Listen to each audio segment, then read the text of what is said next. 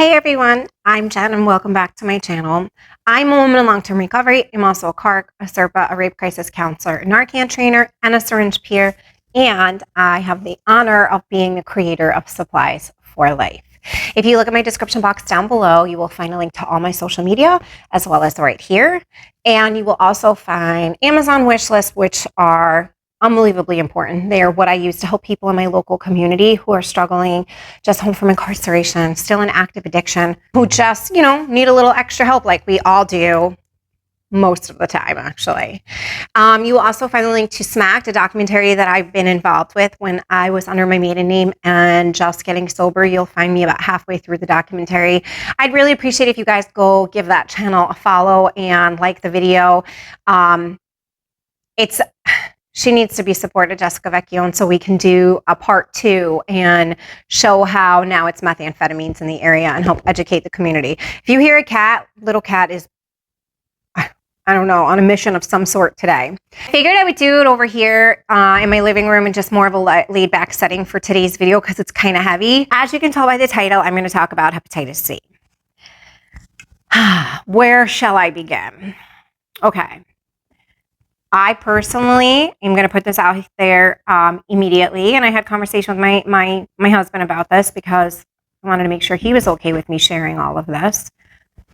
I was diagnosed with hepatitis C. This October 11th will be 3 years I'm undetectable with the virus, that I'm cleared from it. So I just want to put that out there. Lately, I have had a lot of inquiries about how and what and whatever. And I thought that if my regular everyday clients are asking, I'm sure a lot of you are as well. So unfortunately, sometimes when we go into battle, and our addiction is a battle, we leave with scars. And hepatitis C is absolutely one of them. And it is just another, thing that we have to navigate once we start to get on our pathway to recovery. And I don't want anyone to feel bad or scared or whatever, and if people are indifferent towards you about it, that shit's on them. So, I was diagnosed when I was incarcerated. So in my heart and soul, I knew for years, but I never wanted to admit it. And I never went and got tested, and I never took care of myself because all the things, if I'm to be honest, there is fear, there is discrimination, there's stigma, there is just, there's just plain disgust. There's all the things that come along with it. Anytime we contract a disease and it is not cancer or diabetes, we feel dirty and we feel ashamed and we feel guilty, especially when it's a disease that we have encountered because of our substance use disorder. And it was something that was preventable if we hadn't been in that lifestyle, so to speak.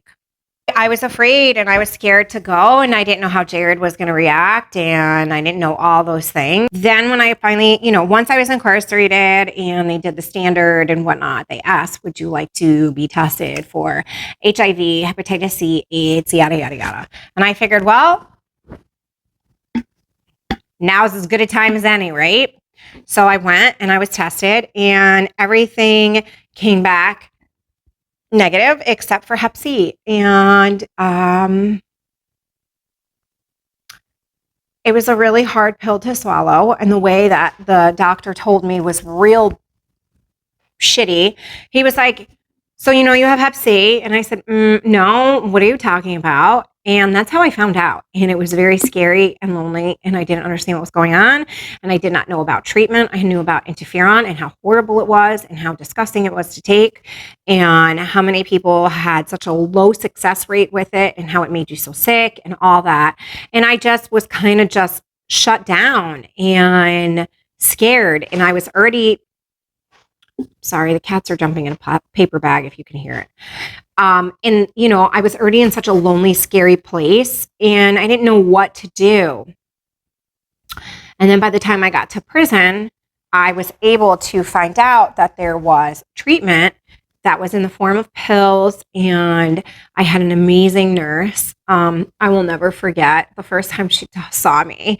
She said, "Are you Italian?" And I was like, "Yeah, why?"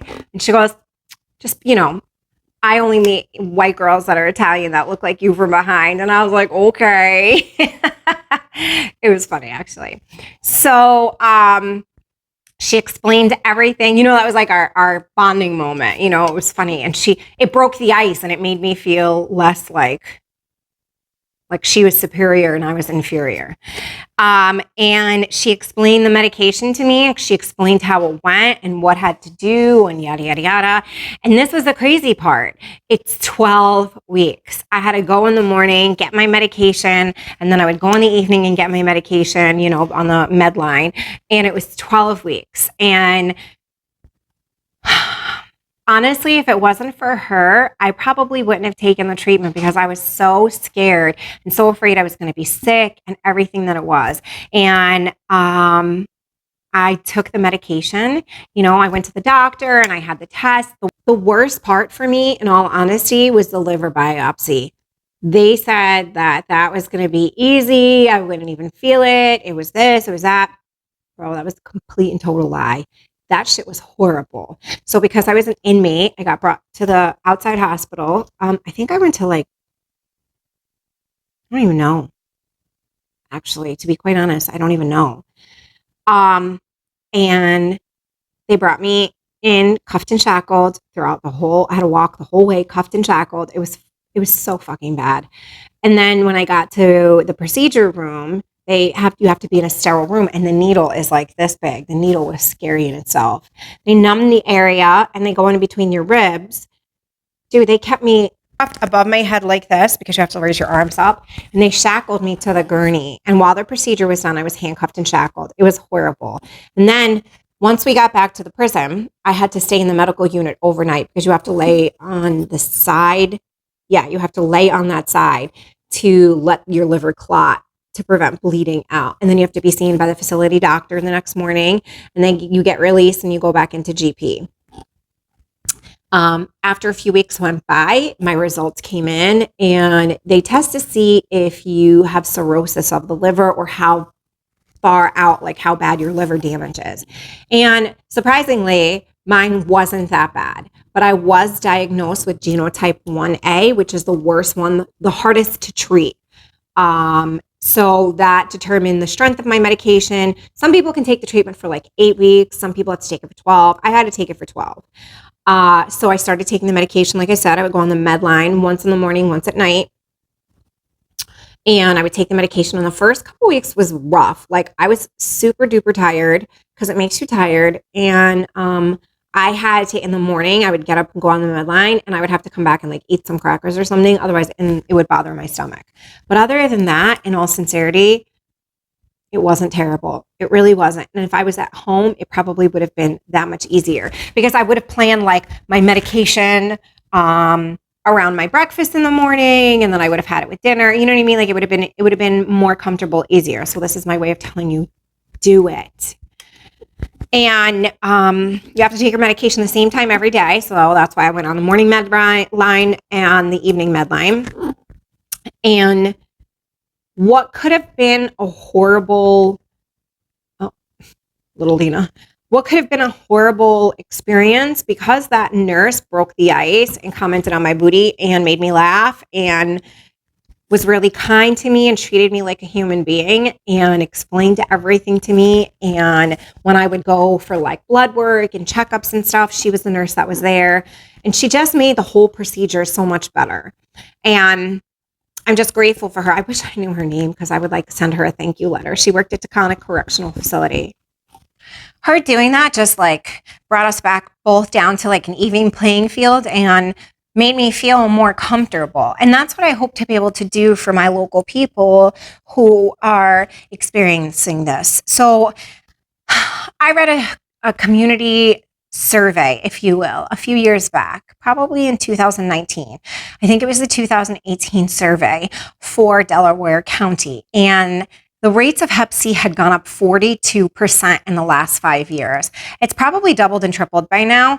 And that just makes me sad because at this point, it's a curable disease. And the stigma that surrounds it is so harsh that people still are afraid to go because people make them feel like they were dirty or they're bad in some sort of way. And my goal today is really to let everybody know I'm not dirty. I'm not bad. As you all know, I have a disease. It's called substance use disorder. And sometimes my disease led me to places I didn't want to be. 90% of the time, actually. Incarceration, homelessness, losing my child. And I also put myself in positions where I jeopardize my health and my well-being. Now, I'm twice as strong because of all those things that I went through. And I don't want anyone to feel any type of judgment or stigma. And if you do, you're seeing the wrong doctor. See somebody else. And if you can't find someone, reach out. I'll help you research it together. People need to stop judging and putting stigma first around topics like this. And nobody should have to die from a preventable disease. And unfortunately, cirrhosis of the liver will kill you. And it's not something to be taken lightly. And it is something preventable. So please, if you have any questions, please reach out. I will put some info in the description box rather. So this way you guys have some quick links. And if you have any questions, like I said, please email me and let me know. And I will do my best to answer them. Again, I am not a medical professional. This is just my own experience and what I've gone through and what I've been through. And Jared was tested. He came back negative. Bella was tested. She came back negative. Everybody that I could think of that I allowed to know came back negative. And that's another thing that really quick I just want to touch on. Once you find out, they will make the health department contact you, and they will make you give them a list of people that you've slept with, people that you've used with, etc. If you are in a place in your life where that will do less harm to allow these people to know, I highly suggest doing it.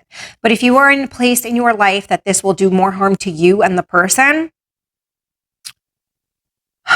it's a really hard decision. I'm going to say you have to protect yourself.